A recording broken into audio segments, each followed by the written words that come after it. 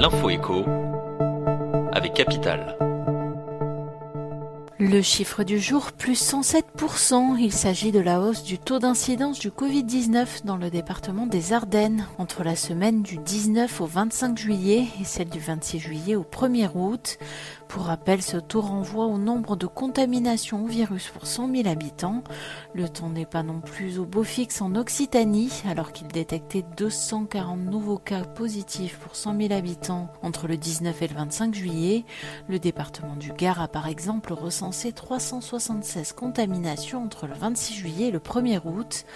En cause, comme partout ailleurs, le variant Delta qui poursuit sa course dans l'Hexagone. Et pourtant, à l'échelle nationale, la situation s'améliore puisque le taux d'incidence a reculé pour la deuxième fois de suite sur la période. Retrouvez la carte de France de l'évolution de l'épidémie sur capital.fr. Le coup de gueule du jour est un avertissement adressé aux employeurs qui souhaitent récompenser leurs employés vaccinés. Un abattoir breton a par exemple décidé d'offrir 200 € à ses salariés vaccinés. Selon les avocats spécialistes en droit du travail consultés par Capital, cette pratique consistant à verser une prime aux salariés disposant d'un statut vaccinal complet n'est absolument pas légale. Elle provoquerait une rupture d'égalité entre les salariés que les travailleurs lésés pourraient sans problème faire condamner au prud'homme. Autre problème soulevé, l'employeur n'est pas censé savoir si ses salariés sont vaccinés ou non. Cette prime au vaccin a donc du plomb dans l'aile.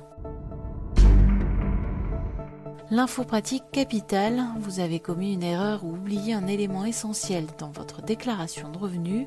Pas de panique, même si la campagne de déclaration en ligne s'est clôturée le 8 juin dernier, il est possible de corriger le formulaire directement sur le site impogouv.fr depuis le mercredi 4 août.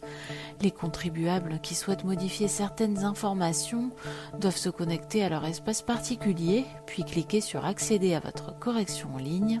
La démarche est quelque peu différente si vous devez mettre à jour vos informations personnelles ou si vous avez déclaré vos revenus au format papier. Toutes les explications sur notre site. Et on termine avec Amazon, soupçonné de détruire des millions d'invendus. Le géant du e-commerce vient de lancer 2 programmes visant à donner une nouvelle vie à ses articles. Le premier permettra d'évaluer l'état d'un produit retourné, puis de le répertorier comme article d'occasion. Les vendeurs pourront alors fixer le nouveau prix en fonction de la note attribuée par Amazon.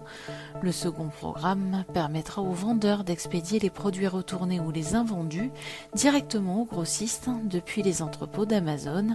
Plus de détails sur capital.fr. C'était l'info écho avec Capital.